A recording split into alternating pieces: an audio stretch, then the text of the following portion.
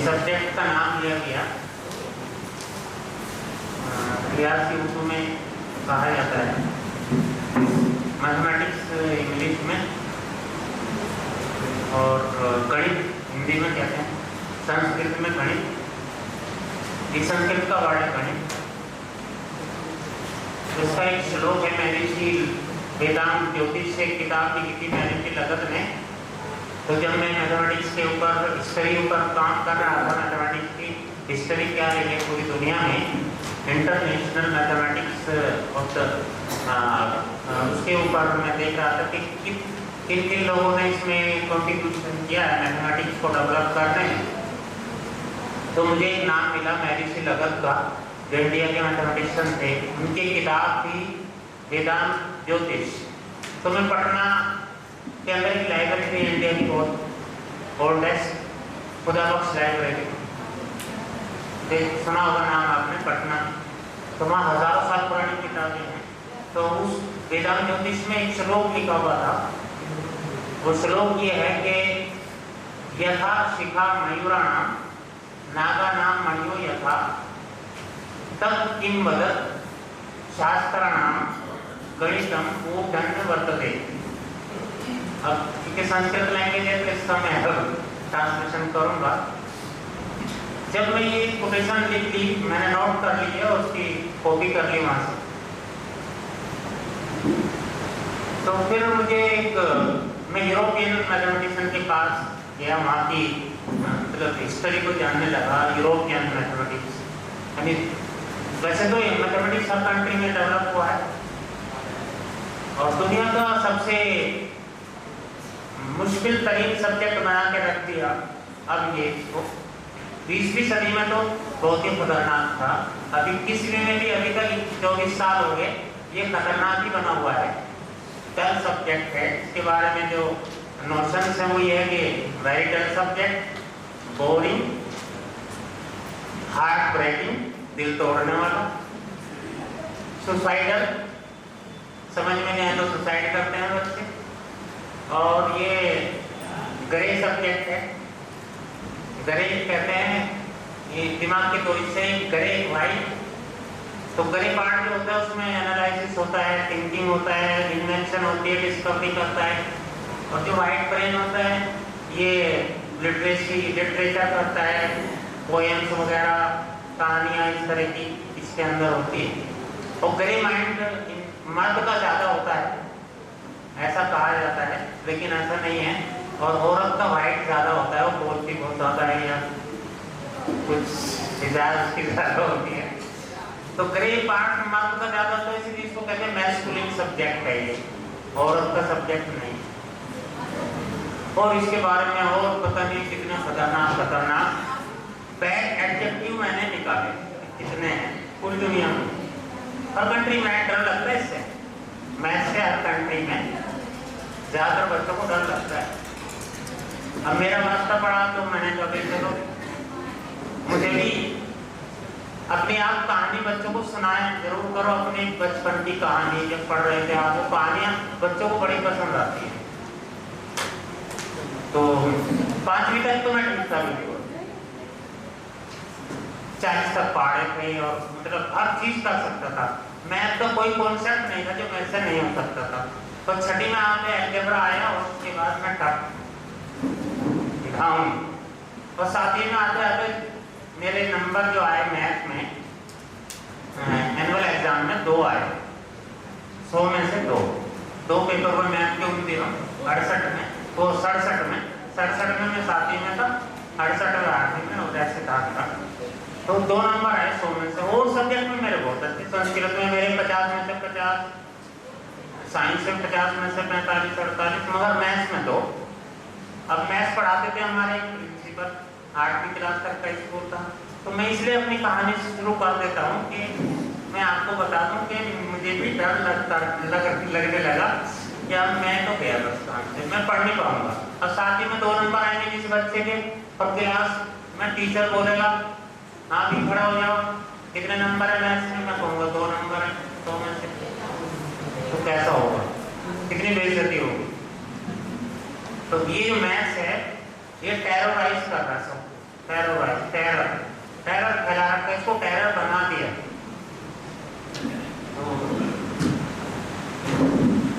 वो ये कि प्रिंसिपल ने मुझे बुलाया कि भाई तेरे और सब्जेक्ट में तो अच्छे है, तो ये मैथ्स में 2 नंबर कहते 7 में से 2। सर मेरी समझ में कुछ नहीं, आप पढ़ाते हैं तो अलजेब्रा तो मेरी समझ में आता ही नहीं है। तो उसके डर में वो अरिथमेटिक जो पार्ट है मैं वो भी बोल दिया। अब क्या करूं? कह रहे नहीं तुम कर सकते हो, मुझे उम्मीद है तुमसे, यू कैन डू, तुम कर सकते हो। सर कैसे करो, समझ में आता नहीं है। ताकि अभी 2 महीने की छुट्टी होगी ना गर्मियों की, 1.5 महीने की होगी ना, मई जून की, तो इसमें जो है तुम दोबारा शुरू करो। अब कहाँ से शुरू करूँ? अब तो 8वीं में आ गया, मैं पास कर दिया गया मुझे, तो पास तो हम कर रहे हैं तो ये 8वीं में चला जाएगा, मगर मैथ्स में तुम्हें मेहनत करनी है। अब आप सोचिए कि मेरे ऊपर समझो प्रिंसिपल ने बर्डन डाल दिया और शाबाशी तो जैसे दी उन्होंने, दी पेज तो पूरी कर दी क्लास में, तो 2 नंबर आए, देख लो इसके। तो इसका मतलब ये हुआ कि मेरे दिमाग में आ गया कि यार ये सब्जेक्ट इतना मुश्किल क्यों है और बच्चों की क्यों आ रहे हैं अच्छे नंबर, मेरे क्यों नहीं आ रहे हैं। इसका मतलब ये तो मेरे समझने में गलती है या टीचर के पढ़ाने में गलती है। मगर टीचर बहुत अच्छे थे, वो मैथ्स के मधुसूदन जी, हिंदू थे, ब्राह्मण। अल्टीमेटली मैंने, उन्होंने मुझे शाबाशी दी कि नहीं तुम कर सकते हो, मुझे उम्मीद है तुमसे। और होते होते छुट्टी शुरू हो गई और मैंने 6ठी की मैथ की बुक भी ली और कुंजी आती थी उन दिनों, कुंजी खरीद ली बाजार से, पुरानी कुंजी, पैसे थे नहीं कुंजी खरीदने के, पुरानी खरीद ली। अब मैं कुंजी से देखने लगा पहले चैप्टर अलजेब्रा, अब वो था अलजेब्रा ABC वगैरह, अब वो करने लगा। स्लेट ले ली, मेरी सिस्टर बड़ी थी वो मेरे से, वो बड़ी क्लास में पढ़ रही थी, तो उनकी स्लेट ले ली, बड़ी स्लेट थी, उसका करने लगा। और बाग था, बाग में चला जाता था, बराबर में नहर बहती थी, जब खाली होता था नहर में तैरता था, स्विमिंग करता था, फिर मैथ करता था। अल्टीमेटली होगा कि मुझे 8वीं तक 7वीं तक का मैथ मैंने पक्का कर लिया छुट्टी में। अब 8वीं के 3 चैप्टर कर दिए। तो मैं इसलिए बताना चाह रही हूँ, कहानी ओरिजिनल है, इसमें कोई मुबालगा नहीं है, ना झूठी है, ये असली है। मैं भुगता हुआ मैथ से, और मैथ्स फिर क्या हुआ कि मेरे अंदर अजीब सी कैफियत होने लगी कि अब मैं कुछ भी कर सकता हूँ मैथ में। ये लीडिंग सब्जेक्ट है दुनिया का, मैथ दुनिया का लीडिंग सब्जेक्ट है। सबसे बड़ी बात है कि इसमें 3 C मिलते हैं, 3C। मैथ जो पढ़ने लगता है बच्चा, उसकी समझ में अगर आ जाए तो इसमें 3C मिलते हैं। 3C इसमें दिए सर, मैं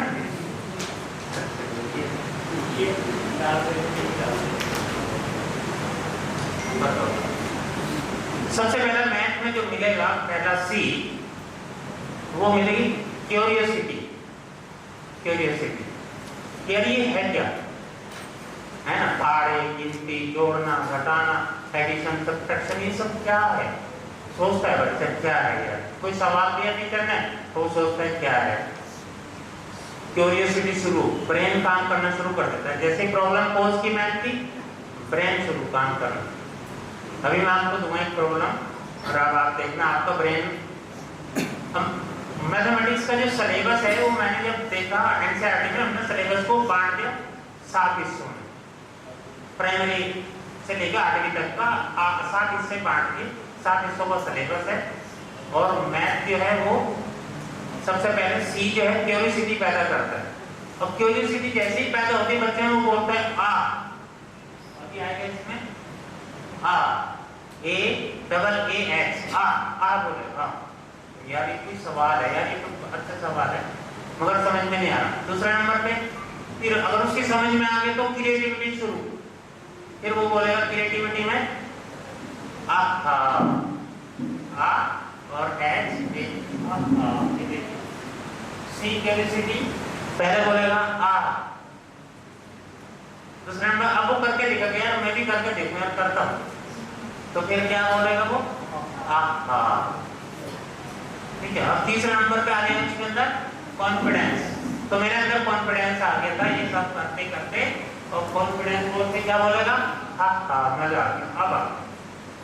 अब जब 8th क्लास में पहुंचे और क्लास शुरू हुई, पहला पीरियड मैथ्स का, इक्वेशन बोली प्रिंसिपल ने, साइमल्टेनियस इक्वेशन थी जो 10वीं में पढ़ाई जाती है आजकल, वो मैं 8वीं में पढ़ रहा था।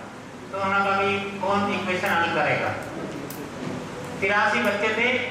अब जाहिर है मैंने तो कर रखा था सारा, मैंने तो 5 मिनट नहीं लगाए और सवाल दे दिया बस। अब वो पता उन्होंने क्या कहा कि देखो इसके 2 नंबर थे मैथ में, अब इसके आएंगे 100, 2 के हो गए 100। अब हुआ ये अल्लाह ने मतलब मेरे साथ रहमत की, मेरे ऊपर इतनी रहमत हुई अल्लाह की कि मैथमेटिक्स जैसा सब्जेक्ट जो है वो मेरा लविंग सब्जेक्ट हो गया। इससे डर लग रहा था, फियर टेरराइज हो रहा था। तो ये तीसरी आ गया हा कॉन्फिडेंस आते क्या हुआ, हा मजा ही मजा, मजा ही मजा, इतना मजा है। और लर्निंग को, ये जो लर्निंग हो रहा है पूरी क्लास में, कल से ही जो लर्निंग टीचिंग लर्निंग, तो लर्निंग को जैक डिलोस जो यूएनओ का, जैक डिलोस जो है यूएनओ ने काम सौंपा कि भाई किसी भी सदी में एजुकेशन क्या होगी, जो 4 पिलर मैंने लिखे थे कल, learning to know, learning to do, learning to live together, learning to be. उस रिपोर्ट का नाम है learning the treasure within, learning the treasure within. अभी ये ट्रेजर वर्ड कहां से लिया, लर्निंग एक खजाना है, खजाना। और ये ट्रेजर वर्ड पता कहां से लिया, जैक डिलोस ने, फ्रांस का रहने वाला था जैक डिलोस, अभी भी हैं, 96 में रिपोर्ट पेश की। तो लर्निंग उन्होंने लिखा लर्निंग द ट्रेजर विदिन, कि लर्निंग जो खजाना है, और जिसको एक खजाना मिल गया उसके तो मतलब अंबार लग गए, बहुत सारी चीजों के अंबार चारों तरफ लगते हैं। और इस टॉपिक पर एनसीईआरटी ने 8वीं क्लास की बुक देखना, एनसीईआरटी में देख लेना, ये जरूर पढ़ना है चैप्टर, लिख लो आप, learning the treasure within. Her teacher को पढ़ना चाहिए इसको, और प्रिंसिपल को भी पढ़ना चाहिए इसको। लर्निंग द ट्रेजर विदिन एक लेसन है, और उसमें हफीज की स्टोरी है, Hafeez the contractor, Hafeez the contractor. मैं समझा कोई मुसलमान हफीज हो गए, उसकी कहानी ऐसी गढ़ दी एनसीईआरटी ने। भी बनाते हैं कहानियां तो वहां बैठ के सारे राइटर लिखते हैं, एक राइटर तो होता नहीं है, कहानी बनती है, क्योंकि मैं तो काम कर चुका है एनसीईआरटी में करता रहा, तो मैंने तो हो सकता है फर्जी हो। जब मैंने इसकी तहकीक की तो पता लगा कि यार ये तो ओरिजिनल कहानी बॉम्बे का है, हफीज कॉन्ट्रैक्टर। हफीज कॉन्ट्रैक्टर, जितनी बड़ी बड़ी इंडिया में बिल्डिंग बन रही है, टॉप बिल्डिंग्स, और मीन्स बाहर कंट्रीज में जो बड़ी, वो हफीज कॉन्ट्रैक्टर, वो आर्किटेक्ट है इंडिया का सबसे बड़ा इस टाइम। उसके अंडर में हजारों आर्किटेक्ट काम करते हैं उसकी कंपनी में। हफीज, उसका भी यही हाल था, उसने देखा, उसमें उसका इंटरव्यू लिया। उसका इंटरव्यू बेंगलोर की एक लड़की है, मैगजीन की एडिटर है, उसने उसका इंटरव्यू बॉम्बे में जाके लिया कि आप अपना बचपन की हालत बताइए, कैसा लग रहा था आपको। तो उसने कहा कि 3री क्लास की एक मैडम आई और उन्होंने मुझे कहा कि ड्राइंग बनाओ, सबको कहा बच्चों को ड्राइंग बनाओ, एक मकान बनाओ। तो अब बच्चे बनाने लगे मकान, वही रेक्टेंगल बनाया, कुछ ऐसे जैसे बनाते हैं, मैंने कुछ और ढंग से मकान बना दिया।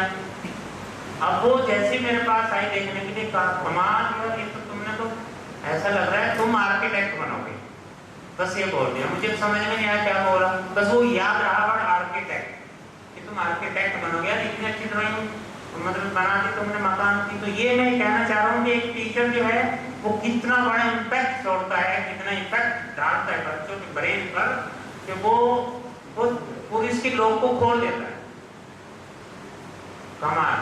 तो बस फिर आखिर एग्जाम हुए, वो मैं बता दूं अपनी कहानी, फिर अब आता हूँ टॉपिक की, क्योंकि मामला ऐसा है कि ये बड़ा वास्ट टॉपिक है मैथमेटिक्स की टीचिंग करना। This is very very difficult job for a teacher. Most of the teachers in India and also other countries, they don't know what is the sequence of teaching of mathematics. Sequence नहीं जानते, because this subject is very abstract and has the cumulativity. इसकी एक nature है क्यूमुलेटिविटी। क्यूमुलेटिविटी nature है वो मैं आपको बाद में बताऊंगा। तो ये 3 सी मिलेंगे बच्चे को अगर आप मैथ्स पढ़ाएंगे तो। उसके बाद आप फिर एग्जाम हुए, मेरा पेपर हुआ, तो मेरे मैथ्स में 2 पेपर हुए, एक 50 नंबर का, एक दूसरा 50 का। एक मेरे 50 में से 50 आए और दूसरे में 50 में से 48। अब कितने हो गए मेरे? 98। 2 पहले आए थे, 7 दिन तो अब मेरे अंदर जो कॉन्फिडेंस हुआ, फिर तो 9th में सिलेक्शन होता है, साइंस साइड में जाओगे, आर्ट्स में जाओगे, तो हमको तो साइंस में ही जाना था भाई। और सब्जेक्ट मेरे अच्छे थे ही, तो मैथ्स मेरा और अच्छा हो गया। तो मैं भैया मतलब समझने लगा कि आई एम द बेस्ट। मुझे चैंपियन कहने लगे बच्चे 8वीं में कि वाह देखो चैंपियन आ रहा। मुझे नहीं पता चैंपियन क्यों कह रहे थे कि भाई ये मैथ का चैंपियन है। जो सवाल पूछो, कोई इतना भी टफ कोई भी सवाल होता था। तो आइए मैं अब आपके साथ एक एक्सपेरिमेंट करूंगा। जब भी आप क्लासरूम में जाएं तो एक टेक्निक अपनाएं, उसको लिख लो आप। टेक्निक का नाम है PMI technique. P capital M और I, PMI टेक्निक। ये एडवर्ड डी बोनो दुनिया का बहुत बड़ा एजुकेशनिस्ट है, टीचर, मतलब एजुकेशन पे सबसे ज्यादा काम किया, एजुकेशनल साइकोलॉजिस्ट है। एडवर्ड डी बोनो, बोनो, एडवर्ड डी बोनो। इसकी टेक्निक है, इसका नाम है PMI टेक्निक। P का मतलब प्लस, P का मतलब प्लस, M का मतलब माइनस। क्योंकि मैथमेटिक्स में पढ़ा रहा हूँ तो मैंने वही टेक्निक पकड़ी। PMI plus minus, Y for interesting. अब कैसे करेंगे इसको, टेक्निक को मैं क्लास में बता रहा हूँ। आप कोई भी सब्जेक्ट जाओगे, कोई भी, कल अभी साइंस का पढ़ा आपने, बहुत अच्छा माशाल्लाह। डॉक्टर महमूद सिद्दीकी साहब वंडरफुल, उनके तो एक्सपीरियंस इतने हाई लेवल के हैं और अभी भी वो कंटिन्यू है। तो मैं सुन रहा था, मतलब मुझे तो मजा आ रहा था कि यार वाकई ये ग्राउंड पर पहुंच चुके, बच्चे बन गए हम, बच्चे बनना है। जब मैं पढ़ा रहा था 11th-12th को मैथ्स, तो मैं उनके सर पे हाथ रख देता था, कभी से कर लेते यार कमाल यार, तुम तो ऐसा मुझे उम्मीद है यू कैन डू। तो कोई बात मुझे आई, तो सॉरी मैं कहाँ निकल गई? PMI। हाँ, तो डी बोनो कहते हैं कि प्लस माइनस और इंटरेस्टिंग, 3 ये वर्ड है। अब आपको करना क्या है, यूज कैसे करनी है टेक्निक। आप जाएंगे क्लास में, या बच्चों यार एक सवाल है यार, बड़ा अच्छा सवाल आ गया मेरे दिमाग में आते आते। अब बच्चे कहेंगे पता नहीं क्या सवाल आ गया। अच्छा बच्चों, अगर मेरे 3 हाथ होते, अगर मेरे दो की जगह 3 हाथ होते बॉडी में, तो क्या होता। अब बच्चों के बन जाएंगे 3 ग्रुप। कुछ तो बोलेंगे प्लस में, कोई कुछ बोलेगा बच्चे के जी मैं तो एक हाथ से दिखता, एक हाथ से खाना खाता और तीसरे हाथ से कोई छेड़ता थप्पड़ मारता। कुछ भी बोल सकते हैं वो जो बोलेगा, वो जो हंसाने वाली बात करेगा बच्चा, वो इंटरेस्टिंग होगा, वो इंटरेस्टिंग पॉइंट में डाल देंगे। ये बच्चे ने बोला ये इंटरेस्टिंग पॉइंट में दिया। 3 खाने हो गए, एक P वाला खाना, एक M वाला खाना, एक I वाला खाना। अगर नेगेटिव भी बोला है कुछ बच्चे कि सर अगर 3 हाथ होते तो सोएंगे कैसे, हाथ दब जाता तीसरा, क्या होता था तो सोते कैसे, मैं तो उल्टा सोता हूँ, ये हाथ दब जाता, बीच में होगा। ये नेगेटिव हो सकता है कोई बोले, कोई पॉजिटिव बोलेगा, वही है कि एक हाथ से खाना, एक हाथ से दिखना और तीसरे हाथ से वो। तो ये PMI technique, Edward de Bono. इसकी लगभग 100 टेक्निक्स हैं एडवर्ड डी बोनो। अब एक एक्सपेरिमेंट करते हैं और देखेंगे कि जो मैथ्स इतना बोरिंग हमने कर रखा, बोझ बना दिया, डर लगने लगा। और ये एक्सपेरिमेंट मैं करके आया हूँ, दिल्ली के स्कूलों में करके आया हूँ। और मैंने प्रिंसिपल से कहा कि I am coming to demonstrate very important topic of mathematics. तो अब मैं आपके साथ वो एक्सपेरिमेंट करूँगा, आप भी करना क्लासरूम में, कभी भी किसी भी क्लास में कर सकते हैं आप जाके। ये 11th-12th तक कर सकते हैं आप इसको। मैंने टीचर्स में किया, यू आर द टीचर्स। तो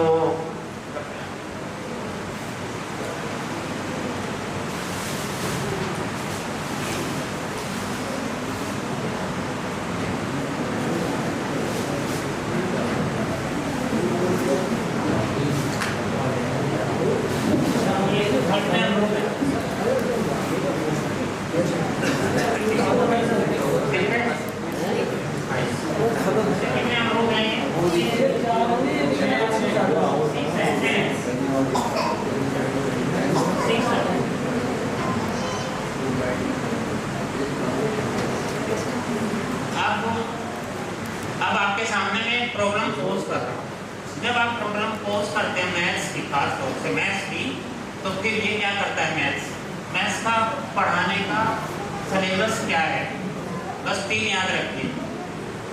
सिलेबस बहुत शॉर्ट है, इसका ज़्यादा नहीं है।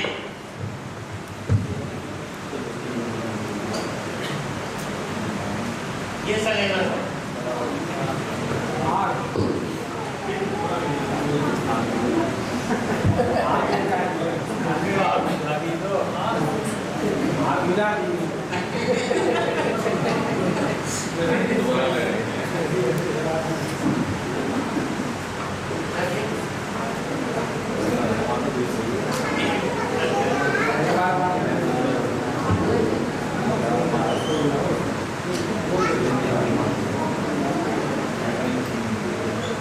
बस आपको ये पढ़ना है।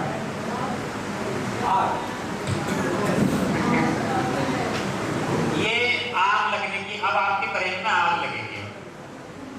आग का मतलब है अर्थमेटिक पढ़ना, आपको अर्थमेटिक यानी गिनती, जोड़ना, एडिशन, सब्ट्रैक्शन एंड परसेंटेज वगैरह, प्रॉफिट एंड लॉस पढ़ाना। This is called the arithmetic. दूसरा नंबर पे क्या पढ़ाना, जिसका मुझे डर लग रहा था छठे में, अलजेब्रा। और जी समझ रहे हैं आप, ज्योमेट्री। तो यही कोर्स है। क्लियर हो गया मैथ का सिलेबस। आग लगानी है इससे बच्चों को। अब आग लगेगी, देखिएगा। ये 6 सेब अमरूद हैं, ये आपको बांटने हैं, ठीक है।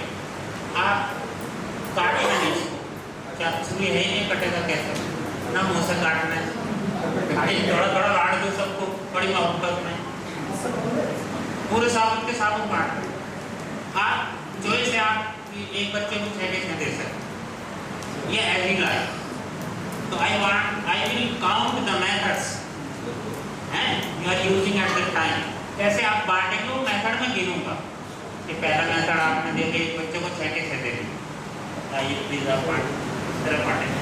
कोई समय एक मेथड छोड़ दो, एक वाला नहीं, एक को तो आप दे देंगे 6, उसको छोड़ दो, बांटिए आइए आप बांट। ये 6 के 6 जो आप बांटो ऐसे बांट लो,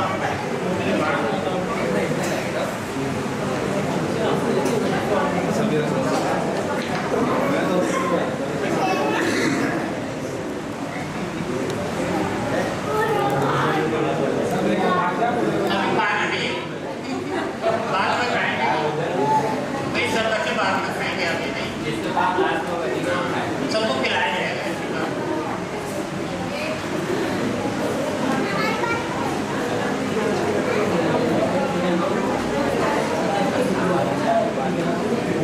this is the first way. अब इन्होंने पहला तरीका बताया कि भैया मैं तो एक दूंगी सबको, ठीक हो गया। चलिए दूसरा मेथड, बैठ जाइए आप, ताली बजा दीजिए। अब कोई और तरीका बताइए आप सब में से, ये इनका तो हो गया। अब आप बताइए और कोई तरीका हो, ये वापस मैं यहाँ ले लूँगा आपसे, सेकंड में वापस यहाँ देंगे। आप दूसरे तरीके से कैसे पढ़ते हैं सबको ले, अब दूसरा तरीका। अब सब बच्चों का नंबर आना देखते ही बैठिएगा, सबका नंबर आ सकता है। सब बच्चे तैयार हैं कि मैं कैसे बांट सकता हूँ, तो सिर्फ ज़्यादा बड़ा नहीं है, सही है, ध्यान रखो बेटा।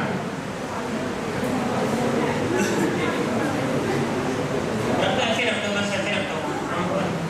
अब आइए कोई भी हिम्मत करके कि मैं कैसे बांट सकता हूँ,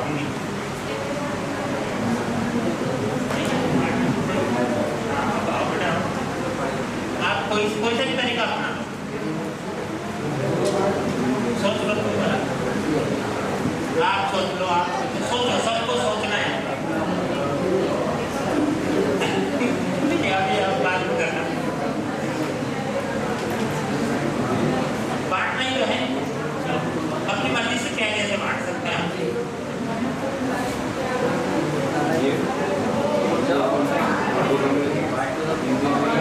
आप कैसे भी बांट दो, चाहे आप 1 को दे दो, 2 को दो, 3 को दो, 4 को दो, ये मतलब नहीं है। अमरूद है, उसमें तरीके जानना चाहूँ कि आप कौन सा तरीका, आप भी वेरी गुड।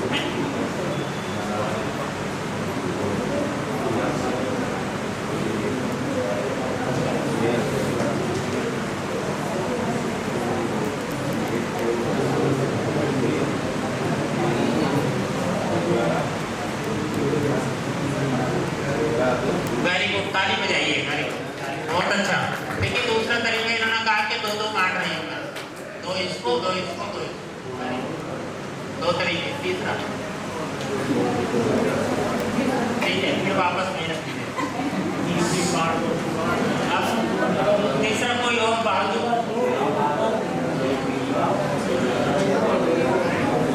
दो तरीके देखने हैं, सामने लिख रहा हूँ मैं ताकि यहाँ पे आप कंफ्यूज हो जाए। तो कंफ्यूज नहीं होगा। इसको कहते हैं जॉयफुल लर्निंग। वो है ना लर्निंग का ट्रेजर विद इन। अब इसका नाम रख दिया, आगे बढ़ा दिया मैंने इसको learning the pleasure within. ये भी लिख लो, learning the pleasure within. खजाना है, इस खजाने को कैसे सीखना? प्लेजर में, आनंद में, जॉयफुल लर्निंग। तो अब आइए तीसरा कोई आए बहादुर। हाँ माशाल्लाह, प्लीज कम। नहीं आप तो बांट गए, आपने तो बांट दिया। आप आइए ना, सबके पास है माशाल्लाह 120 करोड़ न्यूरॉन्स हर बच्चे के पास है। 120 billion neurons you have in your head. 120 crore neurons Allah ने दिए आपको, उनका यूज करो, सोचो, थिंक। हाँ yes, very good.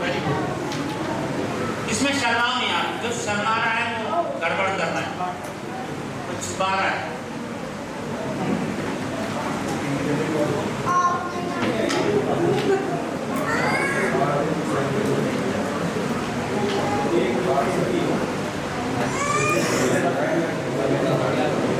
Very good, ताली बजाइए। अब तीसरा तरीका देखिए, इन्होंने कर दिया, इन्होंने 3 दे दिए। अब शुरू हो गया, अब आगे थिंकिंग शुरू हो गई। वेरी गुड, 3 अब आगे चलिए।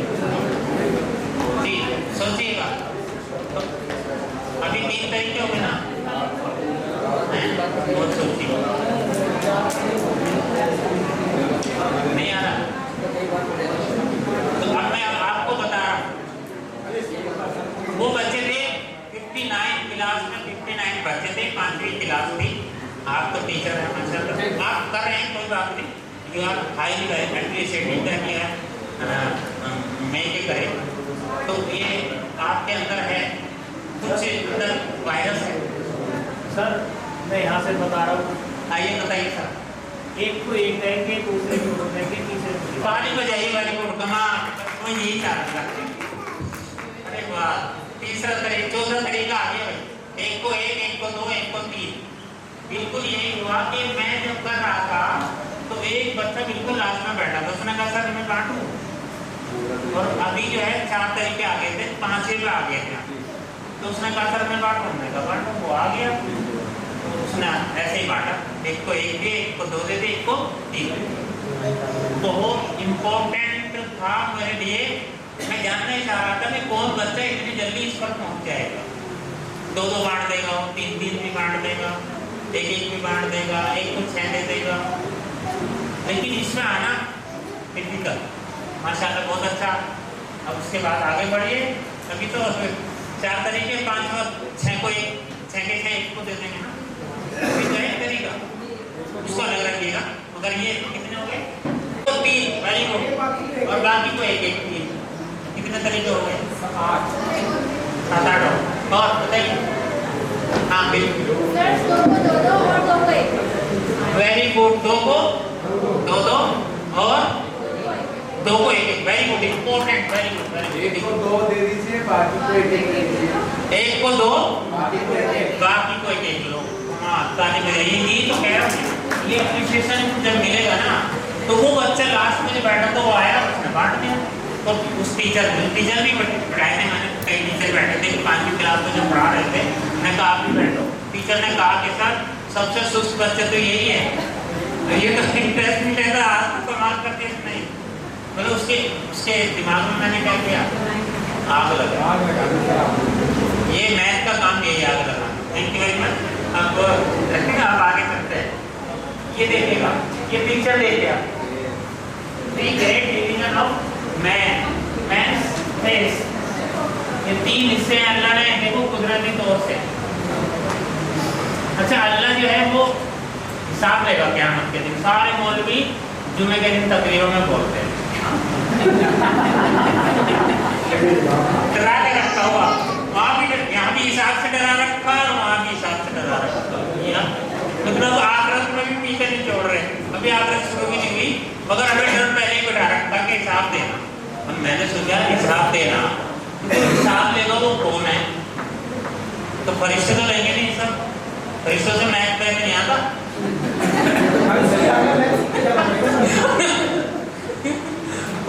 मैं तो इंसान ने इजाद किया खुद। ये अल्लाह ने दिमाग इतना दे दिया, 120 करोड़ न्यूरॉन्स, उनकी जो कॉम्बिनेशन मैंने देखी है कि किस तरह कॉम्बाइन करते हैं ये न्यूरॉन्स सिनेप्सिस के जरिए, तो वंडरफुल। आइंस्टीन के जो न्यूरॉन्स हैं आइंस्टीन के, वो सबसे ज्यादा जो है ना सिनेप्सिस बनाते हैं, और जितने ज्यादा सिनेप्सिस उतना गहराई में करता है वो बंदा। तो क़यामत के दिन अल्लाह हिसाब लेगा, तो हिसाब कौन लेगा? जिससे हिसाब आता होगा। तो इसलिए कोड क्या हुआ? अल्लाह क्या हुआ? Great mathematician, not great but greatest mathematician of the universe is Allah. Allah क्या है? ग्रेटेस्ट मैथमेटिशियन, वही तो हिसाब लेगा। अब एक बात तो ये हो गई। इस पर मैरियो डिवला, MARIO, मैरियो जापान के मैथमेटिशियन है, उनको नोबेल प्राइज मिल गया। वो फील्ड प्राइज मैथ का जो मिलता है नोबेल प्राइज, जो फील्ड प्राइज होता है दुनिया का सबसे बड़ा इनाम। उसने किताब ही लिख डाली, God is a great mathematician. हम तो तकरीर करते रहे और उसने किताब लिख दी, God is a great mathematician. और ये पूरी कायनात में एक भी पार्ट ऐसा नहीं है जो बिना मैथ के चल जाए। कोई भी आप कोई भी वर्ब बोलो, कोई भी वर्ब बोलो, मैं बता दूंगा उसमें मैथ है। वर्ब बोलो, इंग्लिश की वर्ब होती है ना, कोई बोलो मैं बताऊंगा आप इसमें मैथ होगा।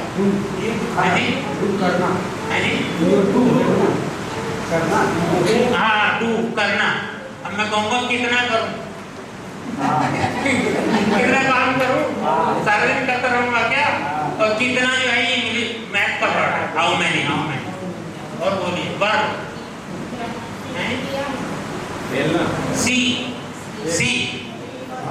सी वर्ब है ना, सी देख रहा हूँ, बहुत दूर है वो, ये ना नजदीक है। कम दूर है, ज्यादा दूर से देख रहा हूँ, कम दूर से देख रहा हूँ। तो सी में क्या हुआ? कम और दूर। कम और ज्यादा क्या होता है? मैथमेटिकल नहीं टर्म, ये मैथमेटिकल वर्ड कहलाते हैं, ठीक है, टेक्निकल वर्ड मैथमेटिक्स के। आप बताइए। तो इसलिए मैथ का हिस्सा पहले ऊपर रखा गया। देखिए मैथमेटिकल तीसरे नंबर पे, जो ऊपर का पोर्शन है मैथमेटिकल है। और दूसरा है आर्किटेक्चरल। आर्किटेक्चर है ये हमारे यहाँ से यहाँ तक का।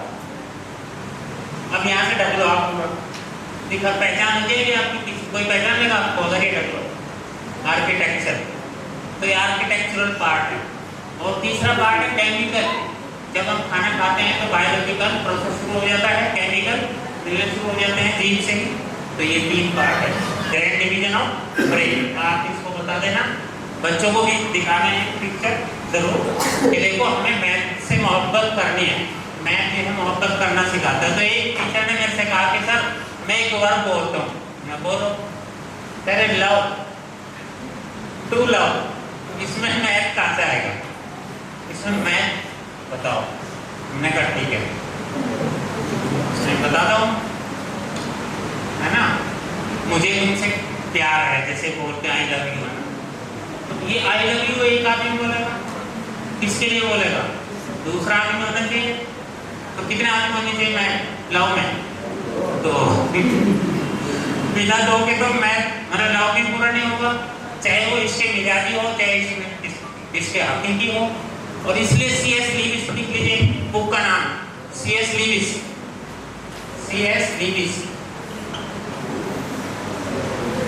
इसकी बुक का नाम है 4 Loves। 4 प्यार, 4 तरह के प्यार होते हैं, याद रखिएगा। बहुत इंपॉर्टेंट बुक है, एक क्रिश्चियन था, बहुत बड़ा पादरी था, एजुकेशनिस्ट बना। 4 Loves किताब है, इसमें 4 तरह के प्यार हैं। पहला प्यार जो है उसका नाम है पेरेंटल लव, माँ बाप अपने बच्चों से प्यार करते हैं, ये पेरेंटल लव हो गया। दूसरा लव है, उसका नाम है फ्रेंडशिप, जब होती है दोस्ती तो वो कहलाता है, उसका नाम फ्रेंडशिप लव है। नाम दूसरा है वो मैं बाद में देख लेना, आप बुक में देख लेना, फ्रेंडशिप लव। तीसरा जो है वो फ्रेंडशिप में जो है वो ये लैला मजनू भी आ जाएंगे, लैला मजनू वाला लव इसमें आ जाएगा। तीसरा जो लव है उसका नाम है वाइफ एंड हस्बैंड का लव, है ना, पेरेंट जिसको कहते हैं हम मैरिटल लव। और चौथा जो लव है वो बड़ा इंपॉर्टेंट है, उसका नाम है अगापे।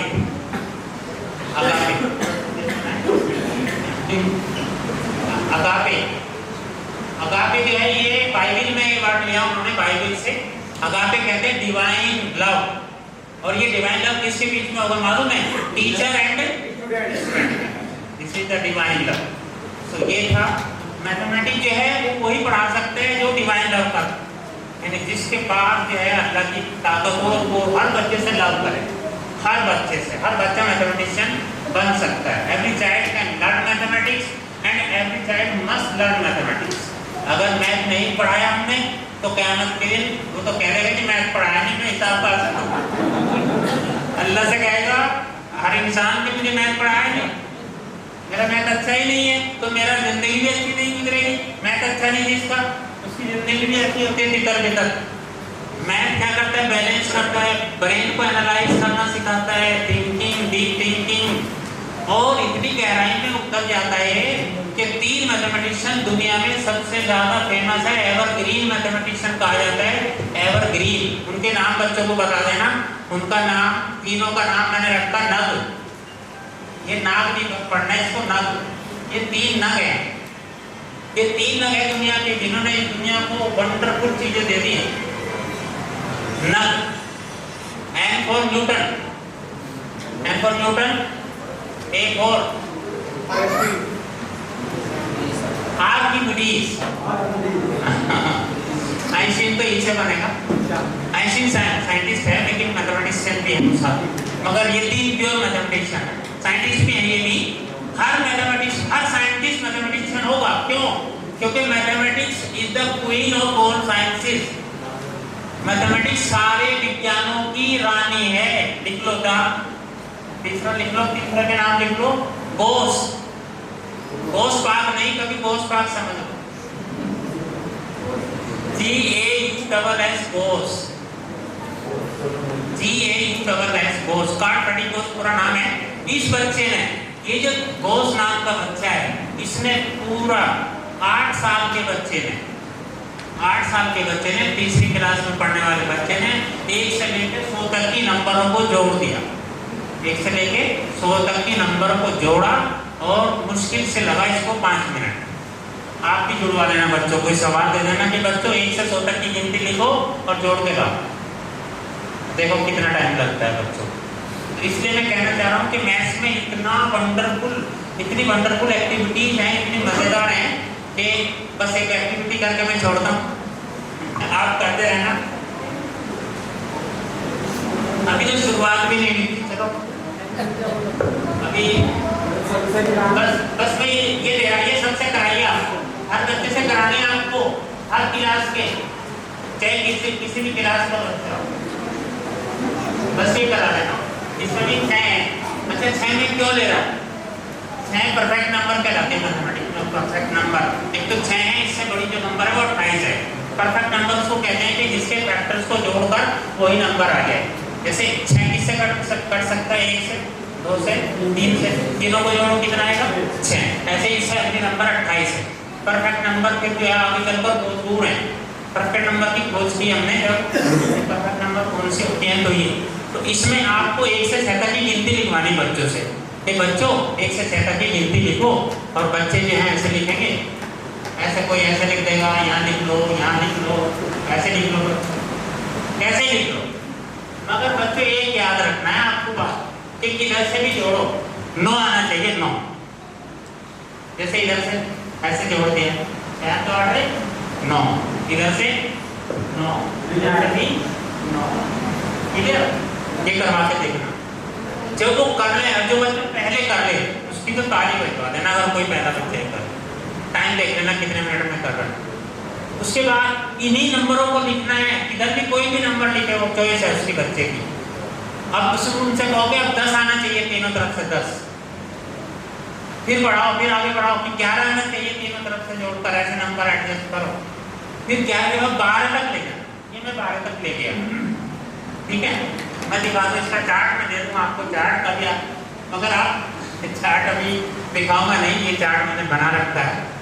देखिए 12 तक ले गया मैं, ऐसे ऐसे ऐसे ऐसे चार 12 तक।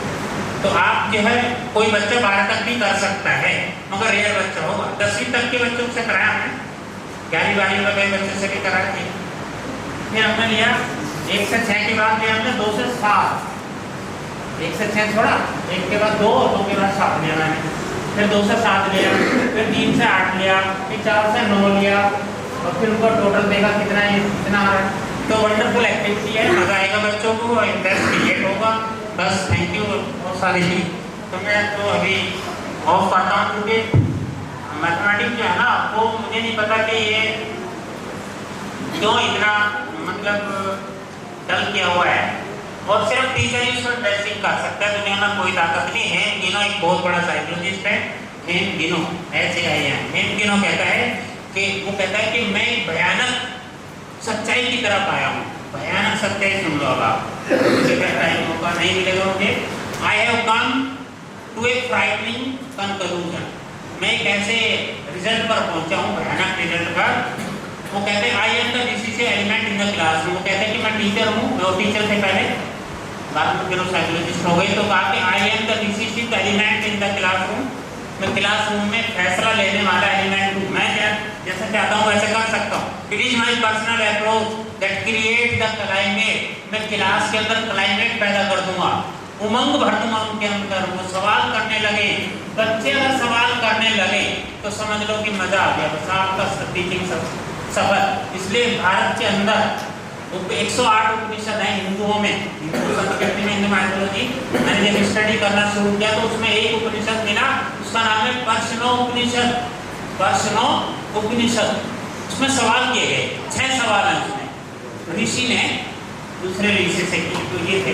वो कहते हैं it is my daily mood, teacher बन के वो कह रहे हैं कि it is my daily mood, ये मेरा डेली मूड होता है, दैट मेक्स द वेदर।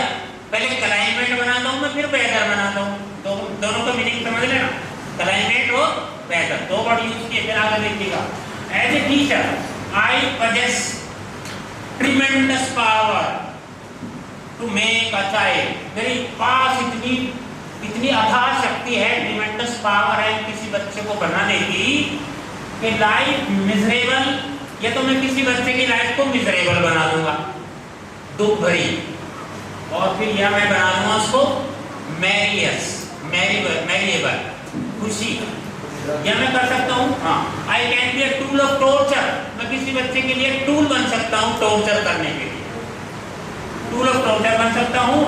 और I can be the instrument of inspiration, मैं इंस्ट्रूमेंट बन सकता हूँ इंस्पायरेशन के लिए, उसको मोटिवेट कर दूंगा, इंस्ट्रूमेंट ऑफ इंस्पायरेशन। तीसरी बात कहते हैं वो आई एम ह्यूमिलिएट, और हाँ आई कैन ह्यूमिलिएट और ह्यूमर, मैं ह्यूमिलिएट कर सकता हूँ, ह्यूमर कर सकता हूँ, आनंद पूरी क्लास में पैदा कर सकता हूँ, ये ह्यूमिलिएट कर सकता हूँ, किसी की बेइज्जती कर दूँ, किसी को थप्पड़ मार दूँ। और तीसरी बात कहते हैं कि आई कैन हर्ट और हील, उसके दिल को दुखा सकता हूँ, किसी बच्चे के हील कर सकता हूँ। और लास्ट बात important, it is my responsibility that decides whether a crisis will be escalate or de-escalate। escalate कर दूं, या तो escalator होते हैं ना मेट्रो में, तो उसमें चढ़ जाओ, जीना अपने आप ले जाता है, या तो मैं escalate कर दूं किसी बच्चे को, या de-escalate कर दूं।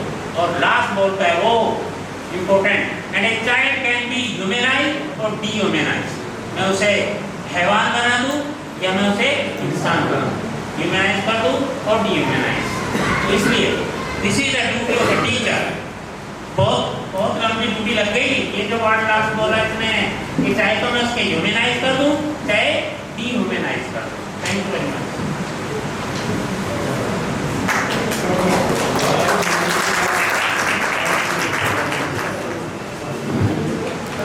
और मैं एक्सपेरिमेंट करता हूँ, क्लास में जाता हूँ, टीचर्स में अभी 1000 टीचर्स को हमने पढ़ाया, क्लास में जा जाके टीचर को बिठाया, भैया देखो मैं ये क्लास सामने उठेगी नहीं। और मैं रोज खाने दिया हूँ तो 3 दिन तक पढ़ाई खिलाते हैं कि देखो मेरे से बोर हो रहा है कोई बच्चा, कोई बोर नहीं होता है, मजा आता है उनको, सर और हमने कहा नहीं यार। और वो कहते दिल मांगे मोर है ना, मैं मोर बन जाऊंगा फिर नाचने लगूंगा।